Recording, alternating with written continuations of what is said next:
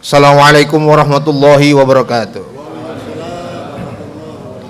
Alhamdulillahirabbil alamin. Allahumma shalli ala sayyidina Muhammadin wa ala alihi wa ashabihi ajma'in. Amma ba'du. DKM beserta panitia Ramadan yang dengan lelah letihnya menghidupkan hari-hari Ramadan serta seluruh yang memakmurkan masjid ini, mudah-mudahan itu semua menjadi amal soleh di akhirat kelak. Ibadah kita menjadi ibadah yang makbulah, doa-doa kita menjadi doa-doa yang mustajabah. Alhamdulillah, ibu-ibu masih banyak, adik-adik masih banyak, adik-adik pemuda juga masih banyak. Maka kita akan bawa cerita saja sebentar, tidak lama. Karena niat kita kesini kan terawih ya Bu ya, bukan dengar ceramah kan. Jadi temanya kita akan cerita saja yang ringan-ringan. Tadinya karena di depan kita nih banyak guru besar, tadinya kita mau bawa tema yang agak berat, Board of Peace tadinya kita mau bawa sama hibah kapal induk, cuman karena banyak ibu-ibu, kita yang ringan-ringan saja. Kita mau ambil satu angle dari kisah perang Uhud yang mudah-mudahan ada hikmah dan relevansinya untuk Ramadan kita. Jadi ketika kaum muslimin di atas angin menang lawan pasukan musyrik Mekah, pimpinan Abu Sufyan dan kawan-kawan. Ketika di atas angin menang, itu pasukan pemanah di Bukit Uhud. Ibu-ibu udah pernah ke Bukit Uhud? Kalau ke puncak sih sering ya. Nggak beda Bu, cuma di sana nggak ada pohon aja. Itu pasukan pemanah di Bukit Uhud karena ngeliat orang musyrik kocar-kacir, pasukan muslim menang, maka mereka turun.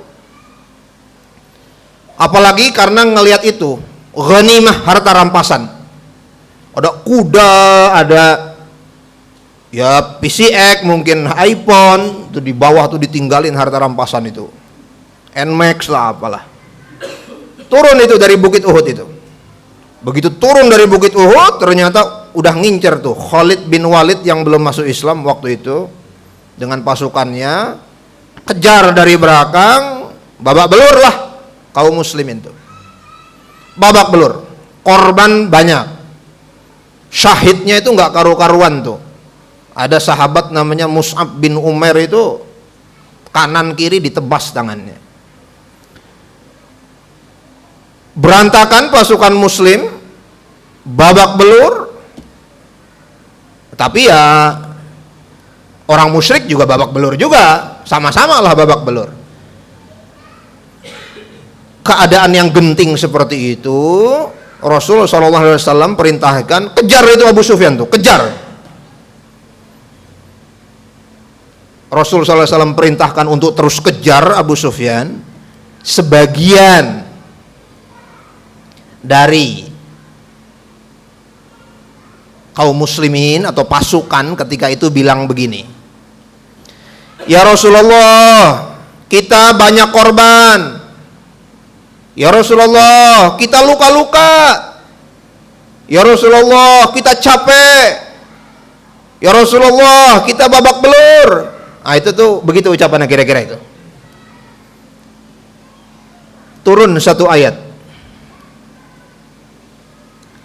Wala tahinu fi ibtigha'il qaum in takunu ta'lamuna fa innahum ya'lamuna kama ta'lamun. Jangan nyerah untuk mengejar Abu Sufyan dan kawan-kawan. Jangan nyerah untuk ngejar kaum musyrikin. Kalau kalian luka-luka, mereka juga luka-luka. Kalau kalian banyak korban, mereka juga banyak korban. Kalau kalian ngerasa capek, mereka juga capek, sama-sama capek. Jadi jangan merasa yang paling capek. Jangan merasa yang paling korban. Jangan merasa yang paling menderita. Ya, perang Uhud itu perang yang dahsyat ya. Itu 1000 versus 10.000 itu. Perang Badar 300 versus 1000. Alusistanya nggak sebanding, pasukannya juga beda. Terlatih kalau mereka itu. Tapi apa? Allah Subhanahu wa taala katakan, kalian luka-luka, mereka juga luka.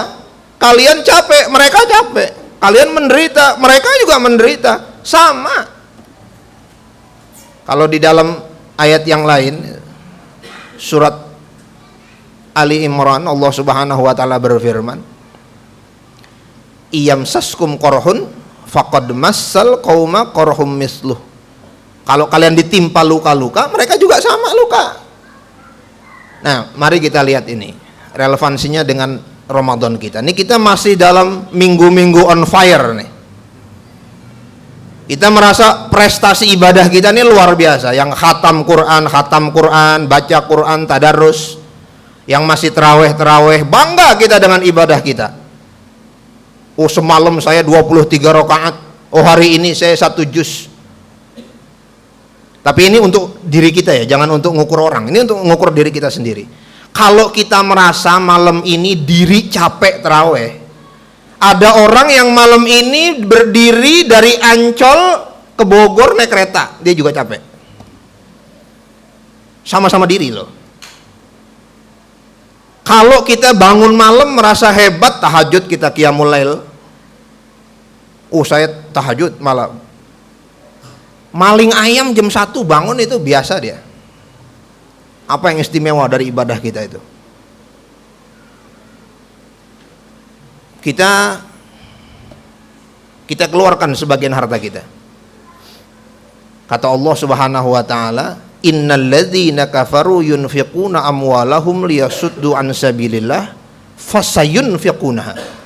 Orang kafir yunfiquna amwalahum, membelanjakan, mengeluarkan harta mereka, mendonasikan, menjadi sponsor. Untuk apa? Liyasuddu an sabilillah, untuk menjauhi manusia dari Allah. Orang kafir mengeluarkan, menjadi sponsor, berdonasi untuk menjauhkan manusia dari Allah. Fasayunfiqunaha itu pakainya tuh present tense tuh, fi'il mudhari. Akan terus menerus berdonasi mereka. Dengan segala cara hanya untuk menjauhkan manusia dari Allah Subhanahu wa taala. Maka kalau kita ngukur diri kita, sekali lagi ini diri kita, bukan untuk ngukur orang. Kalau kita ngelihat orang ibadah 1 kali sujud aja udah hebat, tapi kalau kita ngukur diri kita, jangan merasa hebat dengan ibadah kita. Kita berdiri 1 jam 2 jam. Ada orang yang 1 jam 2 jam nonton nyanyi itu kuat kok.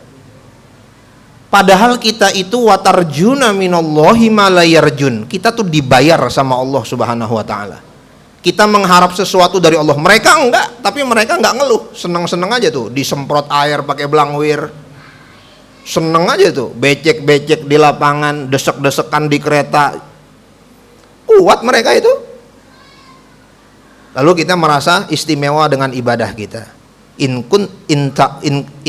In ta'lamuna fa innahum ya'lamuna kama ta'lamun. Kalau kalian merasa capek, mereka juga capek, sama.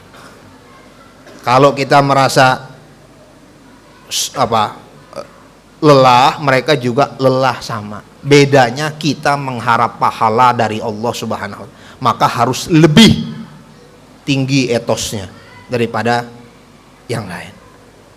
Ini sekarang kita mau bangun 23 rakaat sebentar lagi.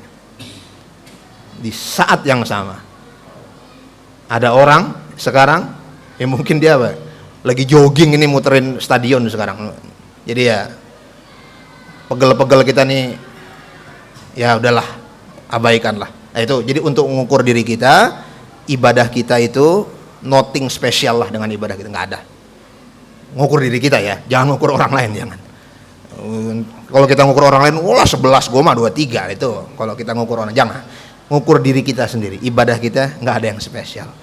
Itulah kira-kira satu angle dari kisah perang Uhud yang bisa kita ambil pelajaran. Mudah-mudahan ada manfaatnya. Hadanallahu ikum ajmain. Assalamualaikum warahmatullahi wabarakatuh.